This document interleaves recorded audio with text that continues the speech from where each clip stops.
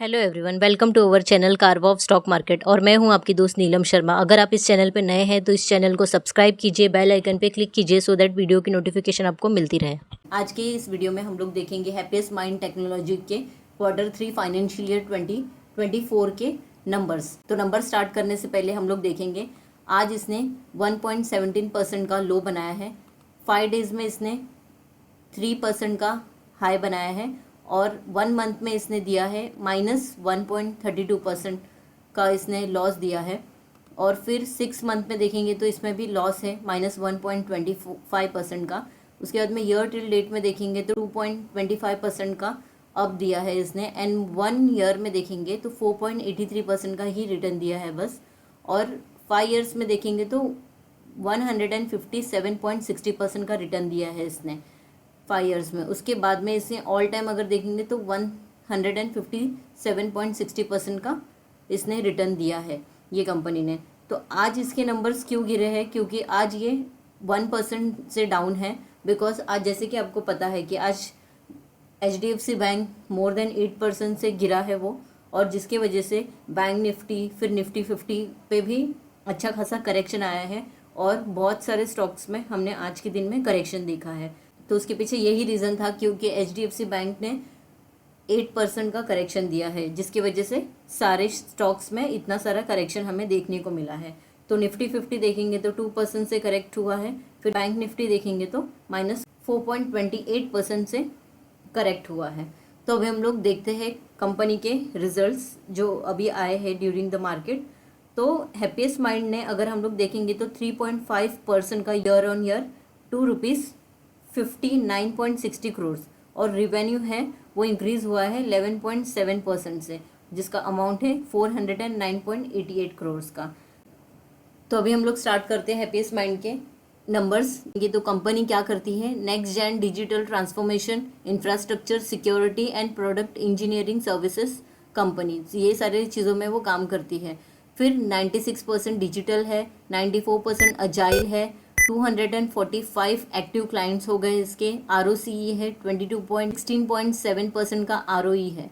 ठीक है। फिर इसका Q3 फाइनेंशियल 2024 का रिवेन्यू ग्रोथ इन CC अगर देखेंगे हम लोग तो 0.8% क्वार्टर ऑन क्वार्टर है और 9.4% ईयर ऑन ईयर है। EBITDA मार्जिन है 24.2%। फिर इसका 5246 हैप्पीएस्ट माइंड अक्रॉस 7 कंट्रीज में है। फिर 27.9% जेंडर डाइवर्सिटी है, 4.0 रेटिंग है ग्लासडोर पे इसकी। उसके बाद में हम लोग देखेंगे कंपनी का बिजनेस देखेंगे तो IoT, DevOps, software defined networking NFV, फिर बिग डेटा, एडवांस एनालिटिक्स, फिर उसके बाद में securities, BPM and integration, cloud, blockchain में ये कंपनी उसका बिजनेस करती है। तो अभी हम लोग कंपनी के ऑपरेशनल एंड फाइनेंशियल मैट्रिक्स देख लेते हैं Q3 फाइनेंशियल ईयर 2024 के। क्वार्टरली रिजल्ट देख लेते हैं हम लोग। ये क्वार्टर ऑन क्वार्टर डेटा है और ये ईयर ऑन ईयर का परसेंटेज है और लैक्स में ये नंबर्स दिए हुए हैं। तो रिवेन्यू देखेंगे हम लोग तो 40,988 का है और प्रीवियसली था 40,662 का, यानी क्वार्टर ऑन क्वार्टर देखेंगे तो 0.8% से इंक्रीज़ हुआ है, ईयर ऑन ईयर में 11.7% से इंक्रीज़ हुआ है। फिर अदर इनकम देखेंगे तो 2,429 लैक्स का है और प्रीवियसली क्वार्टर में था 2,221 लैक्स का, और प्रीवियस ईयर के Q3 में था 780 का। टोटल इनकम देखेंगे तो 43,417 लैक्स का है, प्रीवियसली था 42,882, और क्वार्टर ऑन क्वार्टर इंक्रीज देखेंगे तो 1.2% का है और ईयर ऑन ईयर देखेंगे तो 15.9% का है। EBITDA इसका देखेंगे तो 0.4% से इंक्रीज हुआ है। तो अभी का है 10,519 लैक्स का और प्रीवियसली था 10,482 लैक्स का। और प्रीवियस ईयर का सेम क्वार्टर का देखेंगे तो 9,726 का, यानी कि अगर हम लोग देखेंगे तो इसमें भी अच्छा खासा इंक्रीज़ हुआ है 0.4 का, और ईयर ऑन ईयर है 8.2% से इंक्रीज़ हुआ है। फिर प्रॉफिट बिफोर टैक्स देखेंगे हम लोग तो 8,073 लैक्स का है और पहले था 7,912 लैक्स का, और परसेंटेज वाइज देखेंगे क्वार्टर ऑन क्वार्टर का तो 2.0% का है और ईयर ऑन ईयर देखेंगे तो 7.3% का है। टैक्स ये कंपनी ने कितना पे किया है, 2111, प्रीवियसली था 2066, यानी टैक्स भी ज़्यादा पे करना पड़ा है, क्योंकि जैसे हम लोग ने देखा प्रॉफिट बिफोर टैक्स जो था वो भी इंक्रीज़ हुआ है, उस वजह से टैक्स भी इंक्रीज़ हुआ है। फिर उसके बाद में प्रॉफिट आफ्टर टैक्स देखेंगे तो 5962 का, और प्रीवियस क्वार्टर में था 5846 लैक्स का। तो क्वार्टर ऑन क्वार्टर देखेंगे तो 2.0% से इंक्रीज़ हुआ है, ईयर ऑन ईयर में देखेंगे तो 3.5% से इंक्रीज़ हुआ है ये। तो नंबर्स अगर हम लोग देखेंगे तो अच्छे दिख रहे हैं, अभी तक जितना नंबर देखा हम लोग ने वो पॉजिटिव में है। फिर रेवेन्यू देखेंगे हम लोग 49,366 और प्रीवियसली था 49,121, तो 0.5% से इंक्रीज़ हुआ है क्वार्टर ऑन क्वार्टर। फिर 9.0% से इंक्रीज़ हुआ है year on year. Growth in constant currency देखेंगे तो 0.8% से इंक्रीज़ है, और क्वार्टर ईयर ऑन ईयर देखेंगे तो 9.4% से इंक्रीज़ है। बॉन्ड डिजिटल बॉन्ड अजाइल का डेटा हम लोग देख लेंगे तो डिजिटल में देखेंगे तो 96.2% से इंक्रीज़ है, और प्रीवियसली क्वार्टर में था 95.3%, यानी कि इसमें भी इंक्रीज़ हुआ है। ठीक है, फिर अजाइल में भी देखेंगे तो एकदम माइनर सा इंक्रीज़ हुआ है अजाइल में 94.4, और प्रीवियसली क्वार्टर में था 94.3। और अगर हम लोग देखेंगे क्वार्टर 3 2023 के तो 94 का था, यानी कि ये भी थोड़ा सा इंक्रीज़ हुआ है। ज़्यादा नंबर्स में ड्रास्टिक चेंज नहीं है, हाँ, लेकिन परफॉर्मेंस वाइज इसने अच्छा खासा इम्प्रूव किया है। फिर रिवेन्यू अगर हम लोग देखते हैं तो रिवेन्यू में भी देखेंगे तो ये क्वार्टर 3 24 का डेटा है और क्वार्टर 2 24 का, तो इसमें प्रीवियसली था 42,883 का और अभी है 43,417 का। तो रिवेन्यू देख लिया हमने, इंक्रीज़ हुआ है रिवेन्यू बाय बिजनेस यूनिट अभी। तो इसके अंदर हम लोग देखेंगे तो PES से 49% है, फिर DBS से 28% है, IMSS से 16% है, और ये अदर्स से 5.6% है। कंपनी का रिवेन्यू मॉडल देख लेंगे हम लोग, तो रिवेन्यू मॉडल में Q3 24 का मॉडल देखेंगे हम लोग तो TNM, ये TNM है, टाइम एंड मैट्रिक्स है उसका 72% का, और फिक्स प्राइस है उसका 27.1% का।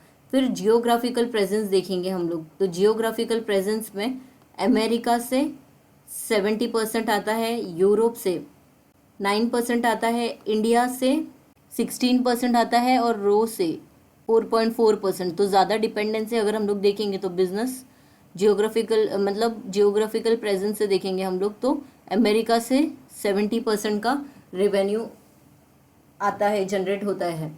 ठीक है, तो डिपेंडेंसी ज़्यादा अमेरिका के ऊपर है, तो उधर कोई भी न्यूज़ अगर बैड न्यूज़ आती है तो ये स्टॉक पे ज़्यादा इम्पैक्ट हो सकता है। तो हमेशा अगर आप ये स्टॉक में इन्वेस्टेड है तो आपको नज़र रखनी होगी अमेरिका में कि वहाँ पे ये कैसा परफॉर्म कर रहा है। तो वहाँ से अगर बिजनेस नहीं हो रहा है या फिर कोई भी इम्पैक्ट हो रहा है बिजनेस में तो ये ज़रूर इस पर इम्पैक्ट करेगा। ठीक है, फिर डिजिटल रिवेन्यू अगर हम लोग देखेंगे तो डिजिटल इंफ्रा से 43% से आता है, और फिर SaaS 26.8% से, IoT 4.3% and analytics and AI से 12% का आता है, सिक्योरिटी से 9.3% का है, और अदर्स से हम लोग देखेंगे तो 3.8% का है। फिर वर्टिकल वाइज देख लेंगे तो एड्यूटेक है 24% से, और TME 11%। फिर इंडस्ट्रियल देखेंगे हम लोग तो 6.8%, हाईटेक है 7.4%, फिर हेल्थ केयर अगर देखेंगे तो 14%, MFG देखेंगे हम लोग तो 7.4%, फिर रिटेल देखेंगे तो 7.6%, BFSI देखेंगे हम लोग तो 10.9%, एंड अदर्स देख लेंगे तो 2.5%। प्रॉफिट एंड लॉस स्टेटमेंट देख लेते हैं हम लोग कंपनी का। तो इनकम अगर हम लोग देखते हैं तो टोटल इनकम है इसका, यहाँ पे देखेंगे हम लोग, ये क्वार्टर 2 का है और ये क्वार्टर 3 का डेटा है। ठीक है, और ये है हम लोगों को देखना है, कंपेयर करना है क्वार्टर 3 का डेटा ऑफ फाइनेंशियल ईयर 2023 से, ये वाला।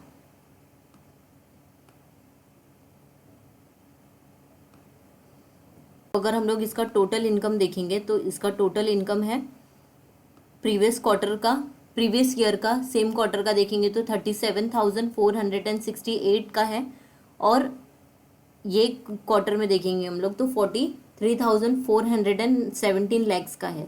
ठीक है, प्रीवियस क्वार्टर में देखेंगे तो 42,883 लैक्स का था। यानी अगर हम लोग देखेंगे तो ईयर ऑन ईयर और क्वार्टर ऑन क्वार्टर दोनों में इसने इम्प्रूवमेंट दी है। ठीक है, फिर उसके बाद में हम लोग देखेंगे ग्रॉस मार्जिन इसका तो 15,294 का था, और प्रीवियस क्वार्टर में 15,682 का है, और ये करंट अभी क्वार्टर 3 में है 15,775 का। तो ईयर ऑन ईयर और क्वार्टर ऑन क्वार्टर इसने इम्प्रूवमेंट दिया है, नंबर्स अच्छे आए हैं इसके। देन एबिटा इसका 9,726 लैक्स का है, फिर इसका प्रीवियस क्वार्टर में था 10,482 लैक्स का, और अभी करंट क्वार्टर में इसका 10,590 लैक्स का। ठीक है, तो quarter on quarter and year on year इसमें भी इम्प्रूवमेंट दी है। एबिट देखेंगे इसका तो हम लोग 8,734 लैक्स का है प्रीवियस ईयर का, और प्रीवियस क्वार्टर का 9,027 लैख का है, और अभी के करंट क्वार्टर में 9,038 लैक्स का है। यानी अगर हम लोग देखेंगे तो ये भी quarter on quarter and year on year increase हुआ है। यानी अभी तक जो नंबर हमने देखा है वो अच्छा है।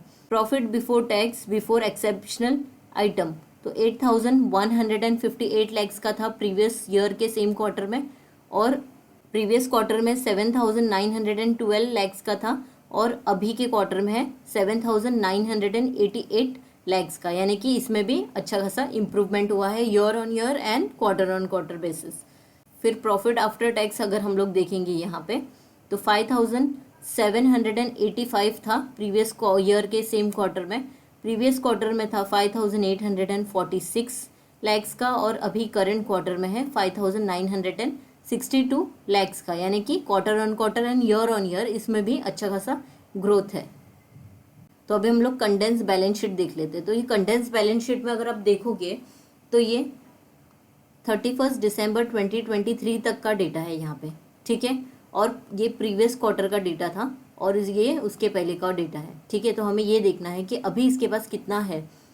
तो टोटल एसेट देखेंगे हम लोग तो ए एंड बी, यानी कि total non current asset and total current asset को मिला के इसके पास कितना अभी अमाउंट है 2,22,330 लैक्स का।